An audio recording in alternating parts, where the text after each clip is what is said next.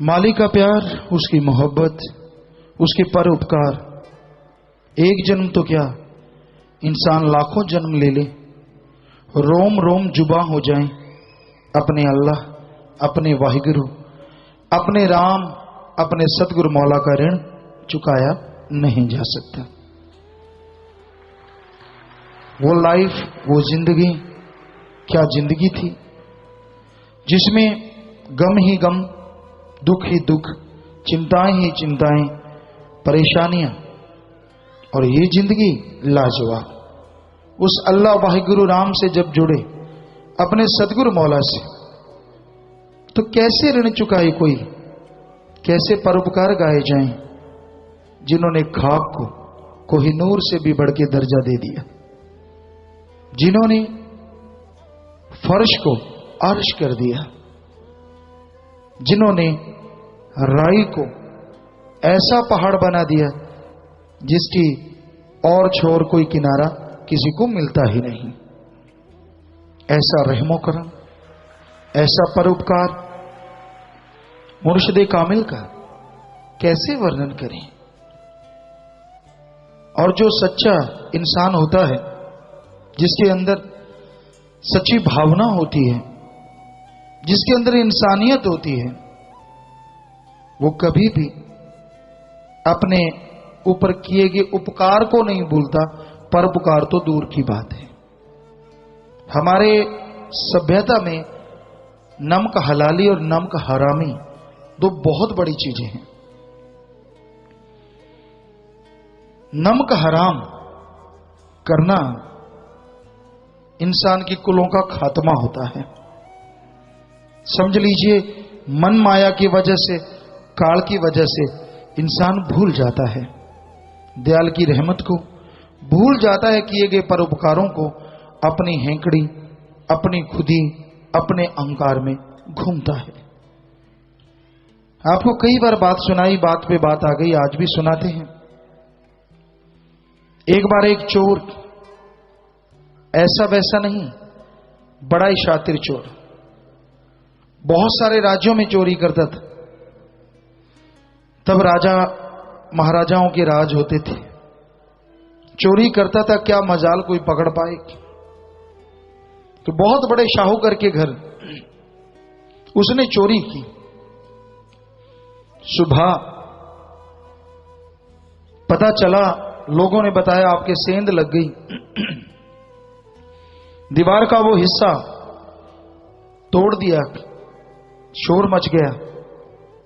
मालिक पहुंचे कमरे में, क्या देखते हैं, हीरे जवाहरात, लाल माणिक सब एक बड़ी सी गुथली में, बड़े से थैले में बंद हैं।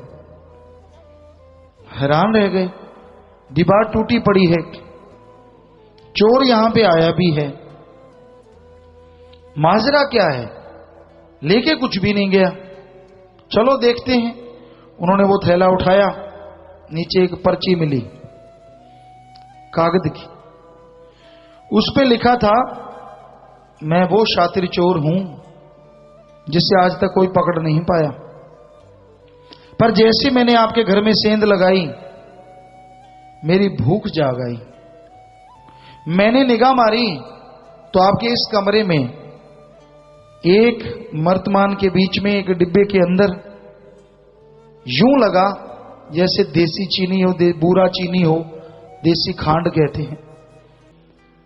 तो मैंने कहा कि ये तो बहुत ही बढ़िया हुआ, चीनी खाने से तो एकदम से ताकत आती है। तो मैंने वो डिब्बा खोला, अपनी ही धुन में उसको चुटकी भरी और जीभ पे रख लिया। ओहो, ये तो नमक है। मैं बहुत शातिर चोर हूं, मेरे में सब कमियां हैं, लेकिन मैं आपका सामान इसलिए वापस करके जा रहा हूं, इसलिए चोरी नहीं कर रहा क्योंकि मैं नमक हराम नहीं हूं। बाकी सब कुछ हो सकता हूं, पर नमक हराम नहीं। तो हम तो अपनी बात करते, अपने मौला, अपने दाता, अपने रहबर की कैसे गुणगान गाएं, किन शब्दों से गाएं। इस खाक को इस काबिल बनाया कि इसमें खुद समा गए। कैसे परोपकारों का बदला चुकाएं, कभी ऋण नहीं चुका सकते। नमक हरामी तो सोचना भी महापाप। कभी ऋण ही नहीं चुकाया जा सकता। अपने मुर्शिद कामिल के जितने गुणगान गा लें, हालांकि दिन रात लगे रहते हैं गुणगान गाने में, पर फिर भी सूर्य को दीपक दिखाने की मानिंद हमेशा लगता रहता है। कैसे भूल जाएं। कुछ सतगुरु मौला ने ऐसे घर जन्म दिया, यहां बहुत बड़ी सभ्यता, बहुत बड़ा घराना। और हमारे बापूजी हमें यही सिखाते कि नहीं, कोई ऋण किसी का रखना नहीं, कोई जरा सा परोपकार करे कभी भूलना नहीं। असल तो किसी से कुछ लो ना, किसी से खाना नहीं खिला जितना मर्जी देना, पर चलो कहीं ना कहीं जरूरत के मुताबिक कोई आपका काम कर देता है, जिंदगी भर उसको भूलना नहीं। ये हमें हमारे खानदान में हमारे बापूजी ने हमें दिया। और सतगुरु मौला का तो कहना ही क्या है, वो परोपकार और वो खानदान तो अरबों खरबों गुना आगे, उनका रहमो करा। तो उस घर में जन्म लिया कि परोपकार जरा सा भी हो, सारी उम्र ऋण चुकाना, सारी उम्र उनका संभाल करना, उनके साथ देना, ऐसे घर में। और आज कलयुग है, लोग क्या से क्या बन जाते हैं। शुक्राना करते हैं कुछ देर, धन्यवाद करते हैं कुछ देर, बाद में सारा परोपकार भुला देते हैं। खुदी में, अहंकार में शायद ऐसा ही शिक्षा मिलती होगी उनको। शायद मन हरामी पने पे उतराता होगा। हमें तो अपने मालिक ने, सतगुरु दाता ने जो बनाया उसका गुणगान कर ही नहीं सकते। हालांकि दिन रात लगे रहते हैं इसी काम कि उसकी औलाद को कोई तकलीफ ना हो। सो खानदानी किसी पैसे से या किसी सुंदरता से या किसी अलग से नहीं, खानदानी गुणों से पहचानी जाती है। अब कलयुग में खानदानी किसकी कैसी रहेगी ये तो राम जाने, हम तो किसी की भी नहीं गारंटी ले सकते, किसी की भी। हमारी खानदानी तो आप हैं, सारी सासंगत। और हमें उम्मीद है कि हमारी खानदानी में ऐसे ऐसे नौजवान पड़े हैं जो दूसरों की जान बचाने के लिए अपनी जान की परवाह नहीं करते। हमारी खानदानी में ऐसी औलादें हैं हमारी जो दूसरों को निगाह देने के लिए जीते जी भी अपनी एक आंख देने को तैयार बैठे हैं। हमारे खानदानी में ये सेवादार हैं जो जीते जी गुर्दा दान देने के लिए तैयार हुए बैठे हैं। एक दो नहीं बल्कि लगभग 52,000 के करीब। ये खानदानी जो 70 कार्यों पे ठोक के पहरा दे रही है, नेकी भलाई के रास्ते पे पूरा ठोक ठोक के कदम रख रही है, ये है हमारी खानदानी। जो अल्लाह वाहिगुरु के रास्ते पे चल रही है, बस एक आवाज देने पे सेवा का जज्बा ऐसा उठता है कि करोड़पति भी जांग तक आदमी के टट्टी पेशाब में घुस जाते हैं और उसको चुटकियों में साफ कर देते हैं। ये है हमारी खानदानी। हम किसी और खानदानी जो शरीर है उससे कोई संबंध रखे, वो क्या बनेंगे क्या होंगे रूहानियत में, सतगुरु जाने। हमारी कोई गारंटी नहीं किसी के प्रति। हमारी तो वही खानदानी है जो हमारे नक्शे कदम पे चल रही है। और हम अपने सतगुरु शास्त्र नाम जी महाराज की खानदानी है जिन्होंने हमें उनके नक्शे कदम पे चला रखा है। हमारी भी अपनी नहीं, ये भी उस मुर्शिद कामिल की है, उसका रहमो करम है, सब कुछ उसका है। सो हमारा तो वही है जो नक्शे कदम पे हमारे चलेगा, जो हमारे से उल्ट चलता है, हर समय उस बात के लिए एग्री ही नहीं करता, हमारा कुछ भी नहीं है। उसके लिए दुआएं हैं कि मालिक कभी तो सद्बुद्धि देगा, कभी तो नेक अकल देगा कि हर इंसान भलाई नेकी के रास्ते पे चलेगा। हालांकि हम सब एक अल्लाह वाहिगुरु राम की खानदानी है। जो उसको नहीं मान रहे वो भी हैं तो उसी की खानदानी, और उस लिहाज से हमारी भी हुई, पर असल खानदानी हमारी आप सारी साथ संगत हैं जो नेकी भलाई के रास्ते पे हमारी एक जरा सी आवाज में ना शरीर की परवाह करते हैं, ना कपड़े लत्ते की परवाह करते हैं, ना शरीर की परेशानी की। हमारी खानदानी वो कभी नहीं हो सकती जो अपने शरीर के लिए 10-20 औरों को तकलीफ पहुंचाए। सो भाई, हमारी तो यही हकीकत है। हम तो खाक से जुड़े हैं, जमीन से जुड़े इंसान हैं, हम कोई अमीर जादे नहीं है। ठीक है, सदगुरु ने कोई कमी नहीं छोड़ी थी। जब किसी के पास कुछ भी नहीं होता था तब सोने के ढेर लगे होते थे घर में।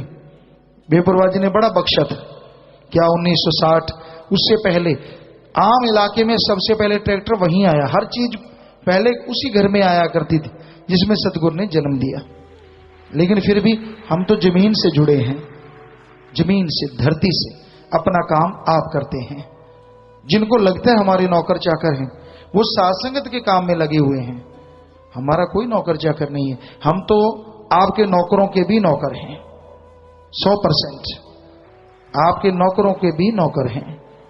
अगर वो भी हमें कहते हैं कि हमारे लिए ये दुआ करो, तो ये दुआ करना ही हमारी नौकरी है, हम जरूर दुआ करेंगे उनके लिए भी। आप मालिक हैं, आपके लिए भी, सबके लिए हमारा तो फर्ज। हम तो चौकीदार हैं। हम अपने आप को कोई बड़ा फन्ने खां या कुछ ऐसा या कुछ इस तरह का दिखाएं कि लोगों को लगे, नहीं, ऐसा कुछ नहीं है हमारे में, कुछ भी नहीं है। हम तो आपके जूतों में बैठने को तैयार हैं, हकीकत में, बोलने में नहीं सिर्फ। तो भाई सतगुरु मौला ने ये रहमो करम किया, क्योंकि यहां सतगुरु का प्यार आ जाता है, फिर उसके प्यार के अलावा कुछ भी नहीं परवाह रहती, कोई भी परवाह नहीं रहती। दुनिया वाले गाली दें, गलोच दें, कुछ बोले, वो जाने, हमारा मालिक जाने। अगर उनका कोई मालिक उंगल लावा है तो हमारा भी मौला दाता रहबर है जो दोनों जहां का दाता है। तो हम तो चुप हैं, हम क्यों कुछ कहें किसी को। सबके लिए दुआएं देते हैं, मालिकों का चक्कर है, मालिक जाने, उसका काम जाने। सो कहने का मतलब, आप भी प्यार मोहब्बत के राह पे चलो। किसी के कहने से, किसी के बहकाने से बहको ना। अपनी औकात कभी नहीं बोलनी चाहिए इंसान को। और औकात हमारी है, हम इंसान हैं, हमारे आसपास वाले भी इंसान हैं। सबके लिए भला मांगना, सबसे प्यार से बात करना, यही इंसानियत है।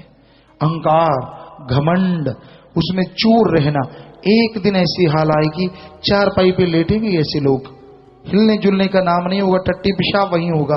फिर देखेंगे अहंकार कैसे उतरता है, अहंकार का भूत। फिर उतरे ना उतरे, कबीर जी वाली बात, घना दिन सो लियो रे। और लास्ट में सोया शमशानों में, फिर चाहे जाग चाहे ना जाग, फिर तो हो गया काम, काम तेरो हो लियो रे। तो वो वाली बात है भाई, जितनी देर समझ है, सोच है, वचन सुन रहे हैं, आपको समझ आ रही है तो मान लो, बाद में मानो ना मानो, जब मानने के काबिल ही ना रहे तो अच्छी बात है। उस सतगुरु मौला के गुणगान गाए जाएं, जिसने इतना कुछ बख्शा हो, उसको कभी ना भूलो, कभी भी ना भूलो। आदमी बहुत ज्यादा उम्मीदें पाल लेता है, बहुत कुछ सोचता है, भूल जाता है कि सतगुरु मौला अगर तिनके को कोहिनूर बना सकता है तो कोहिनूर को पत्थर बनाते देर नहीं लगती। इसलिए उसके गुणगान गाने छोड़ो ना, नमक हरामी ना बनो, हमेशा नमक हलाली करो, सबका भला करो, सबके लिए दुआ करो। अरे दूसरों का भला करोगे, दूसरों के लिए दुआ करोगे तो मालिक आपका भला भी जरूर करेंगे। तो मालिक का प्यार उसी जीव को मिलता है जो इतना दीन हो जाता है। कबीर जी ने लिखा, कबीरा सब ते हम बुरे, हम तज भला सब कोय, और जिन ऐसा कर मानया मीत हमारा सोए। वही मालिक का मित्र होता है जो ऐसा मानता है, सिर्फ कहता नहीं, मानता है। वो इस सतगुरु मौला का असली यार होता है। उसी को बेइंतहा खुशियां सारी जिंदगी रूहानियत की मिलती रहती हैं।